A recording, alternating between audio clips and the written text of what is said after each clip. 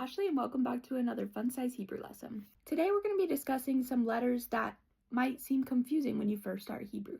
They might look a little similar, and I'm going to give you some tips on how to tell the difference. So first up, we've got Vav and final Nun. They're both very long and straight, so it might seem confusing, but if you imagine an invisible line, you can see very clearly that final Nun, which means noon when it's at the end of the word, will go below this line, or if the rest of the word is here, it's going to go past it.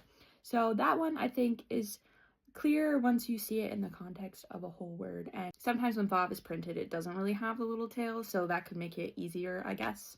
Next up is Vav and Zayin. Zayin clearly has one that goes through both sides, whereas Vav again has that little tail. Sometimes it doesn't, depending on how it's printed.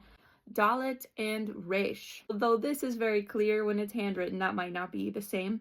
But as you can see, Dalet has a little tail hanging off the side, where the Resh is very rounded. Nun and Kaf could also be confusable, potentially. They're both kind of just shaped like this, right? But Nun is smaller, shorter, and Kaf's got more of that, like, curled up.